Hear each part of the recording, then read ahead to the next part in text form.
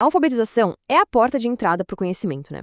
Mas como isso funciona quando a língua que se lê não é a mesma que se fala? Hoje, a gente vai mergulhar nos desafios e nas soluções inovadoras na alfabetização de estudantes surdos no Brasil, focando em uma ferramenta superpoderosa, a colaboração. Para a maioria de nós, ler e escrever abre um universo de conhecimento, de oportunidades. É uma daquelas habilidades fundamentais que nos conecta com o mundo todo ao nosso redor. Pois é, para estudantes surdos no Brasil, essa é a realidade. A alfabetização vai muito, mas muito além de só decifrar letras. Trata-se de construir uma ponte bem complexa entre dois universos linguísticos: a língua de sinais, que é totalmente visual, e a língua portuguesa escrita, que é baseada em sons. Então, antes da gente falar das soluções, a gente precisa entender bem os obstáculos. Existem várias barreiras sistêmicas que acabam criando essa lacuna na alfabetização. E olha, conhecer essas barreiras é o primeiro passo para conseguir superar todas elas. O ponto central do desafio está bem aqui. De um lado, a Libras, uma língua visual, espacial, sabe, tridimensional. Do outro, o português escrito, que é linear e todo baseado nos sons que a gente ouve. A passagem de um para o outro não é nada intuitiva, né? Ela exige uma mediação pedagógica bilíngue, pensada especialmente para isso, para construir essa ponte. E os desafios são profundos. Muitas vezes faltam professores preparados, o acesso a materiais adequados não é igual para todo mundo, e até as avaliações padronizadas acabam falhando por não considerarem a fluência em Libras.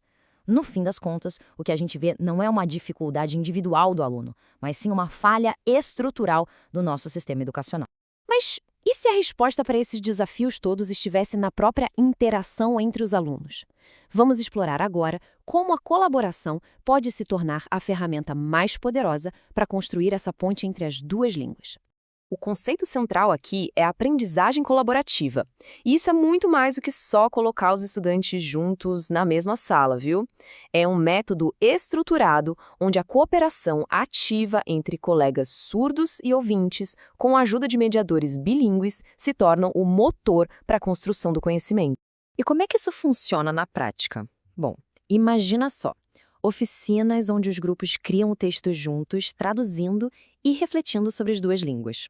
Ou então, projetos entre turmas diferentes que promovem uma troca cultural super genuína. Até mesmo círculos de leitura, onde uma história em Libras é assistida em vídeo e depois o grupo trabalha coletivamente para passar essa história para o português escrito.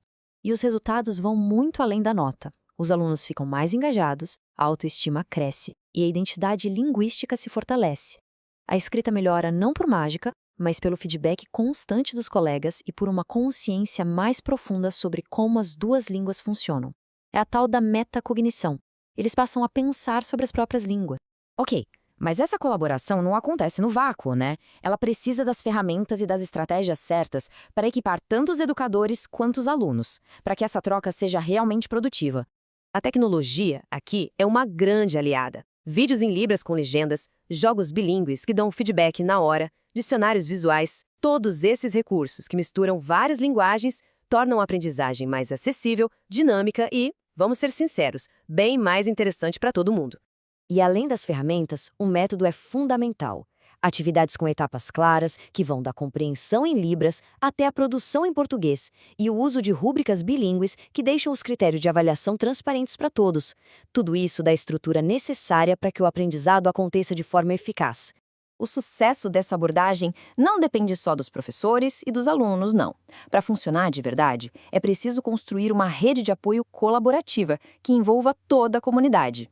Olha só, o papel aqui é de todo mundo. As escolas precisam criar estrutura bilíngue. A comunidade, incluindo as famílias e as universidades, fortalecem essa prática fora dos muros da escola. E o governo? Bom, o governo tem um papel crucial de financiar, de incentivar a formação de profissionais e de garantir que as leis sejam cumpridas.